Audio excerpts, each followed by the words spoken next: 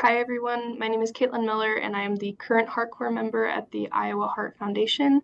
The Iowa Heart Foundation is a nonprofit started over 30 years ago by the physicians at the Iowa Heart Center. And as an organization, we focus on heart health education and heart disease prevention in the state of Iowa. And I'm happy to introduce Christina Wilson, Director of Program Coordination at the Iowa Heart Center, and she'll be discussing telehealth. So I will stop sharing my screen and hand it over to her. You. All right, thank you guys all for joining. I am going to be talking about virtual care because healthcare is changing so much. And I'm going to get my screen sharing. All right. So can you see my screen? We cannot yet. Okay. Let's see. I clicked allow. Yeah, there we go. There we go. All right. Well, healthcare is changing, and it's not just because of COVID. It's the revolution of healthcare. It is going to continue to change, and that's what we want. So I'm going to start with a quote. It is not the strongest that survive, nor the most intelligent. It is the one that is most acceptable to change. I was going to start this conversation with evolve or die, but I was like, that's a little like dark for a webinar. So we're going with something lighter. So healthcare, like I said, is changing. There's been a lot of disruptions in traditional medicine. Not everyone's coming into the brick and mortar location to get care. And COVID kind of started that revolution, but it's just dramatically been changing a lot since before COVID. And then we also have a growing Medicare patient population. We're going to have less physicians in the future, and there's a growing demand of cardiac care because more patients are getting diabetes, hypertension, obesity, high cholesterol. And so what that's saying is that we're going to need more and more specialized care, but there's less physicians, and with Medicare, the reimbursement is a lot lower than commercial insurance. So we're going to have to think about how are we going to provide care differently, but still be able to continue this being like financially solvent. And so that's really where it comes down to. There's a digital revolution in healthcare. And not everyone wants healthcare the way that we had it 10, 15, 20 years ago going into a location. You may want it more on demand and more at where you are as a patient. So that's where we're at. And Iowa Heart, you always think of like Iowa, just thinking as a generic, like in general, you don't really think of Iowa or as a place that's all about innovation. But Iowa Heart Center has always been about innovation as our core value, and we're really trying to build upon that with how we provide care. So there's a whole bunch of new platforms for care, and this is especially important, as I said before, is there's going to be less specialized physicians.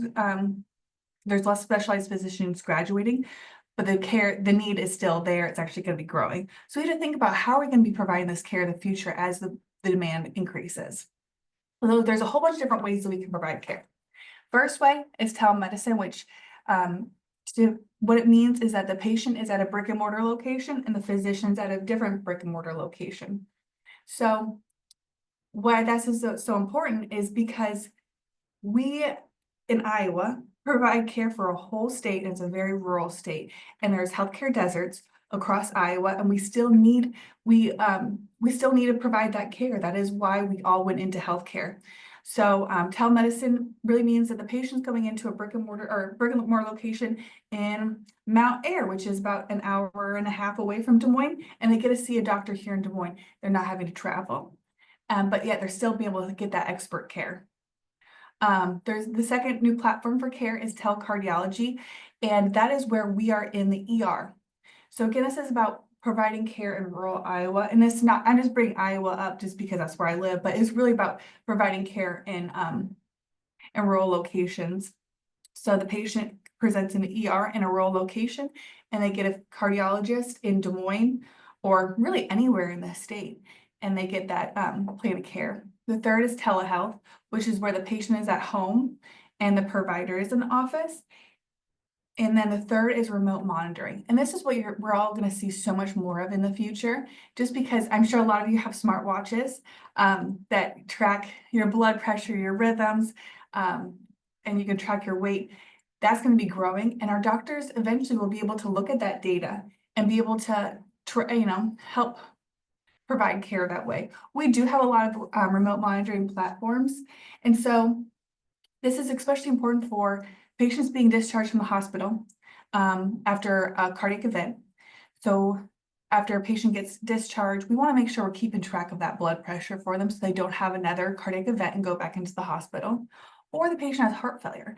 And if they gain a whole bunch of weight really quickly, we want to keep track of that so they don't go back in the hospital, so we're able to be more proactive in that care. So those are two examples of where remote monitoring is important, but I think we're going to see a lot more with rhythm because we're catching rhythm issues a lot sooner, and it's because of those watches that we're able to see. Oh, you as a consumer, you as a patient can see like, oh my heart's not in rhythm. I better go bring this to my primary care provider, and they're able to help direct you to the rhythm center. So it's really exciting to see all these different platforms, and I think we're all going to see how much this is going to change how we're getting care, because we're also seeing that like CVS and Amazon, all these different companies are getting into healthcare, and Iowa Heart also wants to make sure that we're providing the best care. We are the best care, so making sure that we're staying a part of that virtual care platform. So going back to what telemedicine is, telemedicine is clinic to clinic care. It's very different than telehealth because we're actually able to, the patient comes in and gets roomed by a nurse. We're able to do a stethoscope, be able to hear the heart and lung sounds, and the doctor's in a physical location. So it's not as like scary as telehealth, because I'm sure you guys have all had telehealth since COVID. And there's been, when we first went live with COVID, or when we first started doing telehealth during COVID, it was super hard for everyone to get used to the different platforms like Zoom. It's kind of intuitive now to a lot of people, but sometimes, you have computer problems, or you can't get the sound to work, you can't get the video to work, and that's super stressful. And then the doctors aren't able to do the visit. So we have found that telemedicine is great because it takes the patient having to deal with technology out of it, and the patient's still able to get that expert care. So what we're finding is, like, at first you tell a patient, Dr. McGoy would love to see you, but he's only available via telemed. Would you be open to having a telemed visit? And some of the patients are like, oh, I don't know, that kind of scares me. But after their visit, we're finding that patients are open to another telemedicine visit, and they're very satisfied with the care they've received. And we do a lot of telemed visits, and it keeps growing every month, over month, because we need to provide care across Iowa, and it's hard for doctors to travel to Webster City or to Ottumwa when they have on call later that night. So it just provides us a little more flexibility in providing that care too. And again, what we're finding is that patients were hesitant to this type of care, but are finding that they're still able to get that care in there. When I talked to a doctor about it, they said that they're able to still show their love through the screen. So it's just a different way of providing care. And I think that this is going to be growing, especially in the future when we're just expert care for specialized groups is going to be different. And we do use a HIPAA compliant platform, just in case anybody was questioning. So the second type of care that we provide is telecardiology. So telecardiology, I think, is probably the most exciting type of virtual care we've really started providing in the last, we actually just started last April.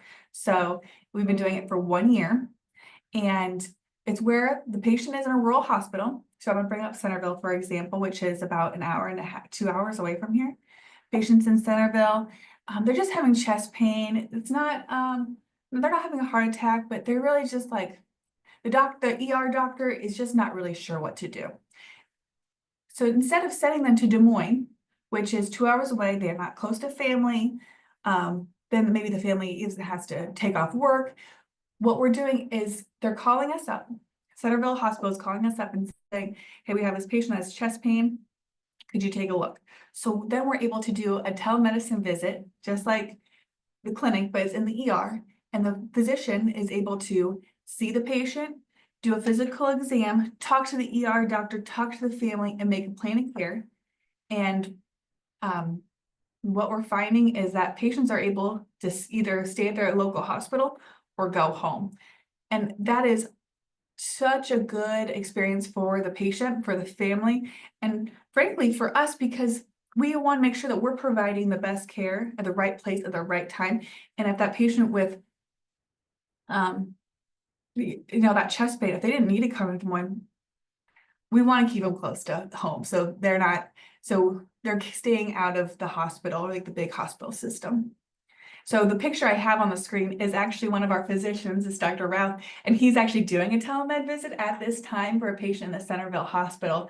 And patient needed to have, I think it was gallbladder surgery, and they needed a cardiac risk assessment for this patient so they could go and get that gallbladder out. And he was able to do it, and the patient was able to get that gallbladder surgery and go home. And those are the kind of things that we see every day with telecardiology, is that a cardiologist lays eyes on them and they're able to really say, oh man, this is, you're just gonna need some cardiac testing. You're not have to stay in the hospital. What a relief that is for a patient to hear, like, oh, I'm actually doing okay and I don't need to be sent to Des Moines or be sent to, be admitted to the hospital, because no one wants to be at the hospital. No one wants to feel like crap. Sorry. And so it's just a really positive experience. And what's also really cool is that Iowa Heart, once we get that call, we're seeing the patient within an hour. So that's such a great experience for the patient that we're able to make that plan of care right then and there, and the patient's able to go home get admitted to the hospital or go to Mercy. So this is kind of what a telemedicine visit looks like, is that we have the doctor on the screen, or this is what telecardiology looks like.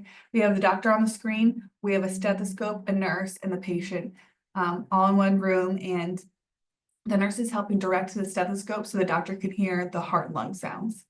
And then on the right, you can see our actual admit, what the percentages are. So 32% of our patients, when they have a telecardiology consult, just get to go home with either a follow-up consult with us or some testing. 25% are being admitted to the local hospital, and the rest are being admitted to Mercy. So again, that's a good number that we're able to say we're able to keep the right patients in the right place at the right time.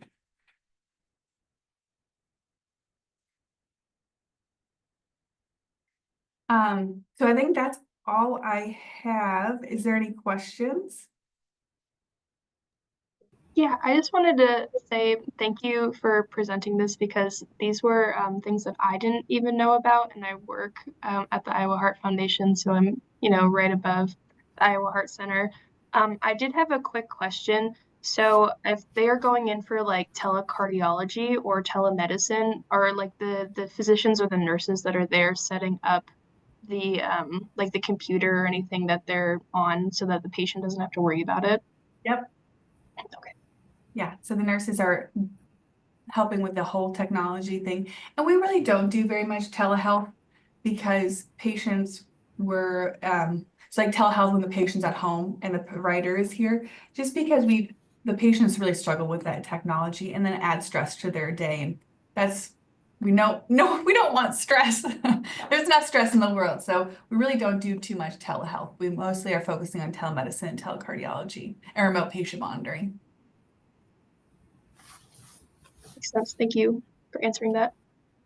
I'll just check the chat really quick and see if anyone has any questions here. Did you have anything to ask, Leslie? Yeah, thanks, Christina. So hi, everyone. Leslie with Iowa Heart Foundation as well. And if you can't speak to this is fine, but I have been hearing more and more. Do we need to worry, or do we know what is happening with coverage for telehealth or telemedicine? I just know that part of it was in response to COVID, and we've extended it and extended it and being able to offer it. And when I talk to providers throughout the state, we know that it's really important for access. So do you know if this is going to continue, or do you think hopefully maybe it'll grow in the availability and coverage from insurance companies? I think that's a really good question. So telehealth, when a patient's at home, I do see that decreasing. And in fact, we're seeing that with private insurance companies that they're not paying for those telehealth visits. But for telemedicine, I think that insurance companies will continue to pay at parity for it, and there's not going to be a lapse or like a decrease in service just because there's just not enough specialty physicians that they're CMS, Medicare, Medicaid are not going to be able to reduce that parity or at that reimbursement or reduce like what services they're providing. There's always a threat that the government or Medicaid and CMS will not pay for it, but with how far we've moved the needle on it, I don't think that they're going to be able to for telemedicine with the patients coming into a brick and mortar location. Sure. If you think about, again, you may not know this number, but are there certain areas of the state where you see that patients and local clinics and hospitals are embracing it more? I serve on a statewide cardiovascular collaborative, and we know that there's certain counties and certain areas of the state where heart disease prevalence and our outcomes are far worse than certain other areas of the state. So are you seeing, again, just certain places that are embracing it more than others? And, gives you a chance to lift them up if you are. Yeah. So what we're finding is that telecardiology, the ER, every location in Iowa, like especially Southern Iowa, have been really embracing it and thinking of it as a win for their communities. And that's where we see the most healthcare deserts is in Southern Iowa. So when they hear about it, they want to sign the contract right away and get it going because it's good. It's just good care. And this is what we're all here for. For telemedicine in the clinics, we are seeing more hesitance to that type of care because we all know we want to see the doctor in person. We like that personal touch. And especially in rural Iowa, this is like, sometimes it's more of a social time. Connection. So they do want to see their physician in person. So there's a little bit more hesitance to it. But at least what we're going for is that the option's still there.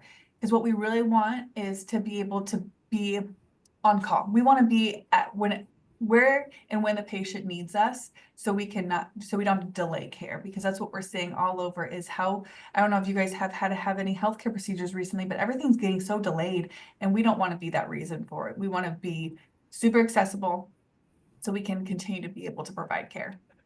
But yeah, I would say a lot of Southern Iowa, Ringgold County, Centerville, Albia, and well, I guess Audubon's not really Southern, but when Audubon, Boone, Van Diest, they're all just embracing this so much because they've all had family members go to the ER and just sit there for a while. I mean, and unfortunately, that's where healthcare is that we don't like that. So that's why we're finding a lot more places are totally embracing this. The solution. Okay, then here's my next question. If there was if money and policy and all the barriers weren't in the way, what else is needed to make it more successful? If you guys could have anything that you wanted to make this better for providers and for patients, what is it that we need? Staffing. Okay.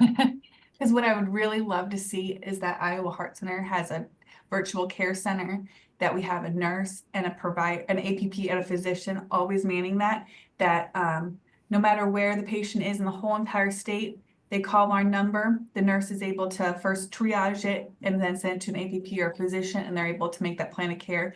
And that would be across the state. So we're expanding care. And this wouldn't even be just for the ER. This would be for clinics too, or for ambulatory. Patient could go to Albia and say, I'm having some chest pain. we'd be able to see the patient right there and then. And really, the only thing that's really stopping us, because the technology is there. The technology is the easy piece, part of this. It's getting that staffing and be able to be flexible in that. And we do have great staff that are embracing it. It's just, we got to get more. We need more people in healthcare.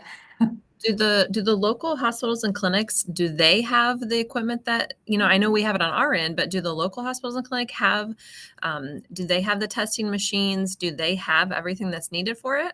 Yeah, all you need is a computer, a camera, speakers, and a stethoscope.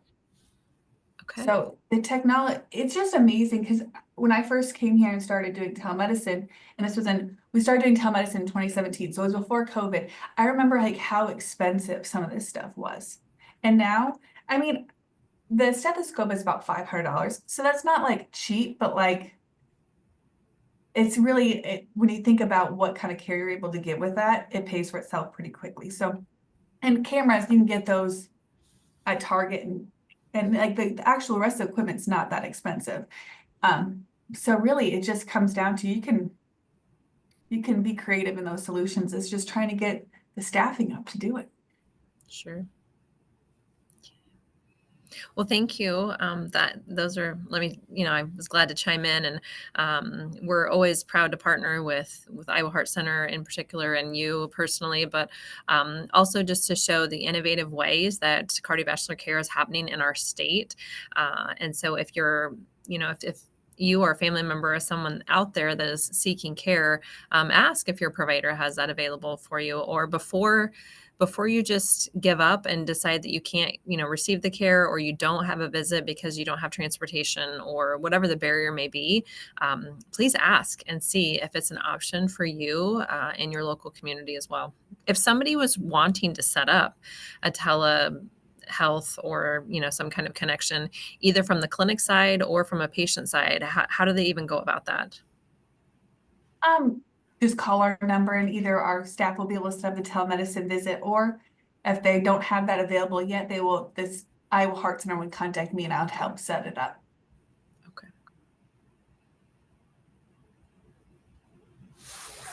I just had one more question, and this may be fluid and depending on people, but where do you feel like people's most hesitancy for doing something like telecardiology or telehealth is? Do you think it's like technology, or do you think it's people are just apprehensive to do it, not face to face? Does that make sense? Yeah, no, I'm thinking that was a good question. So I think the biggest concern or hesitation to doing telemedicine is the technology. It's a big scare. Like when a patient hears of telemedicine, they're like, oh gosh, do I have to set something up with and that's that hesitance to be able to work with technology. But once they hear that they don't have to do the technology, they're still just scared because it's something new. And we all feel that way when we experience something new. You're like, oh gosh, I don't want to do it. Because you're afraid that change is hard. So I think that's the biggest issue, is afraid of the change in technology. Yeah, thank you for answering that. I know when I first started doing telehealth stuff during COVID and stuff, I was a little apprehensive about doing it just because like I had never done it before and it felt completely different than doing it face to face. But once I got over that hump, I was like, oh yeah, this isn't so bad and I can do this more often. Yeah, wasn't it so nice when you were able to start doing it? And you're like, I don't have to drive in. That's Yeah. great. Mhm. Yeah, I didn't have to be in a waiting room or anything. Yes. So yeah, it's really nice. Yeah, and it's not, yeah, especially with Amazon getting into this and all these other companies getting into it. We gotta keep with the times and stay competitive with it. And then there is a question in the chat. I'll just read it out loud so people watching on YouTube can know what was asked. It said, to add on to that, are there any resources out there for people wanting to know more about telehealth and the advantages of using it? I have mostly been leaning on MedAxiom, which I don't know if everyone has access to that, but that's a cardiovascular organization that has so many different webinars and different resources that I've used to learn more about it. But then there's also like the CMS website that have learned more about like their guidelines and making sure I stay within being compliant with everything, because I want to make sure I'm staying compliant. But anyone can always reach out to me. I'm not sure if my email was in, or my contact information was in the beginning of it, but Oh yeah, we can add your email into the chat. MedAxiom is a company with American College of Cardiology, so it's not as public facing. It's more on that clinician side. So there may not be as much information out there, but there is information available on CardioSmart, which is the patient education arm of the American College of Cardiology. So we can always try to put, when we add this to YouTube, we can try to put some links in the messages there, but we'll make sure we get your email added into the chat here too.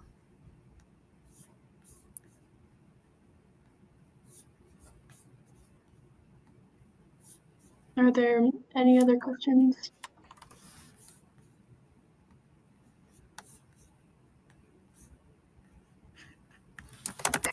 I'm not seeing anything else in the chat, so I just want to thank you, Christina, for presenting for us today. I do have a little thing I'll just share really quick. Since we do the webinars every month, we have the one next month is just going to be about stroke awareness, and I feel like since it is Stroke Awareness Month, that's very timely. But yeah, thank you so much again for presenting for us, and yeah, thank you.